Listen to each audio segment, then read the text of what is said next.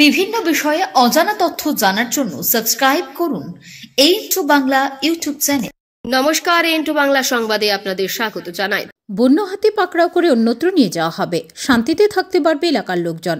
মন্ত্রী বিকাশের এই বক্তব্যে 24 ঘন্টা অতিক্রান্ত হতে না হতেই বাহাদুরের বক্তব্যকে রীতিমতো চ্যালেঞ্জ জানিয়ে বন্য দাঁতালের দল শুক্রবার রাতেও তাণ্ডব চালিয়ে এক গৃহস্থের বাড়িঘর ভেঙে তছনছ করে দেয়। মোদ্দা কথা, বন দপ্তরের অকর্মণ্যতার কারণে কৃষ্ণপুর বিধানসভা এলাকাবাসীরা দৈনন্দিন বন্য দাঁতালের আক্রমণের শিকার। প্রশ্নচিহ্নের মুখে মন্ত্রী বিকাশ দেববর্মার আশ্বাসের বাণী।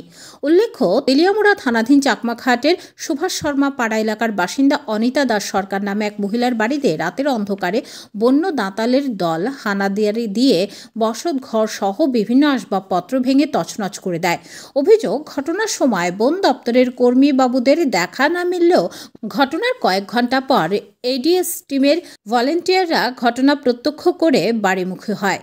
তাছাড়া অনিতা দেবীর আর অভিযোগ, এর আগে বেশ কয়েকবার ওনার বাড়িতে বন্য দাঁতাল হাতির আক্রমণ হলেও ওনার ভাগ্যে জোটেনি কোনো প্রকার সরকারি সাহায্য সহায়তা।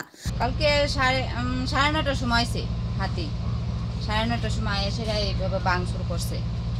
তারপরে দিয়া বাইঙ্গা টিঙ্গা সারছে, পরে আইছে ডিউটিদার তারা, মানে ওই যে ফরেস্টার আছে এডিএস টিমের তারা। হ্যাঁ, পরে আইছে বাইঙ্গা টিঙ্গা সারা গেছে পরে। এই যে হাতির সমস্যাটা দীর্ঘদিনের সমস্যা তো আপনারা? হ্যাঁ, আমরা এলি 3বার ভাঙছে হাতি। হ্যাঁ, সরকারি সাহায্য সহযোগিতা বা ফরেস্টার দিছে না? ফরেস্টারের থেকে কোনো সাহায্য সহযোগিতা কিছু পাইছেন না? না, কিছু দিছে না। খোঁজ খবর নিছেন নাকি ভাইয়া? এমনি তো ফরেস্টার আয়া দেখে টিকে জায়গা। আর এলাকার যারা জনপ্রতিনিধিরা আছে তারা এতদিন আইছে না, আজকে আইছে। আজকে আয়া সেরা একটু দেখছে, দেখে সেরা কোন আমরা কিতা করুম কয়ে সেরা গেছে। কি নাম আপনার? আমার নাম অনিতা দাস সরকার। কোন এলাকা এটা? এটা চাকমাঘাট সুভাষ শর্মা পাড়া। কি চাইতেছেন আপনারা? আমরা তো চাই, আমরা তো থাকতেই আমরা বাড়ি ঘর ফালাই কই যাবো। তারা যদি আমরা কিছু সাহায্য করতো তাহলে তো আমরা থাকতে পারি, বাঁচতে পারি। আমরা ফুলাফান লয়ে আমরা কই যাবো।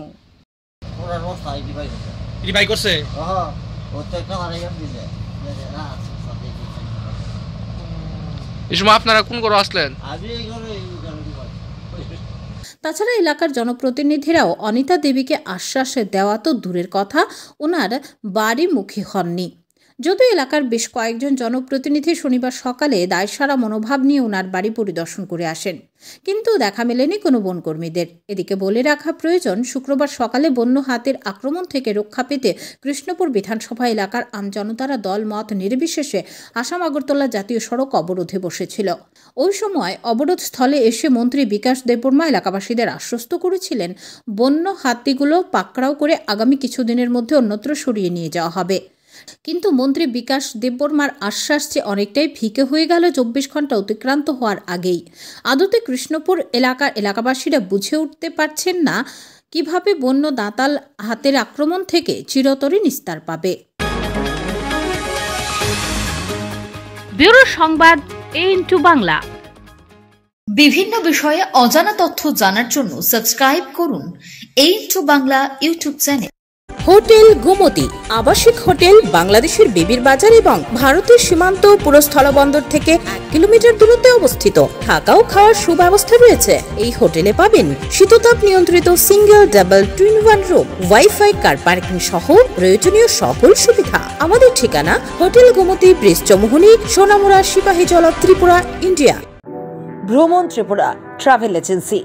এখানে বৈদেশিক মুদ্রা বিনিময় করা হয়, রেলওয়ে এবং বিমানের টিকিট, সিম কার্ড পাওয়া যায়, হোটেল বুকিং করা হয়। আমাদের ঠিকানা India Bangladesh checkpost, Ramnagar, Agartala, Tripura, India.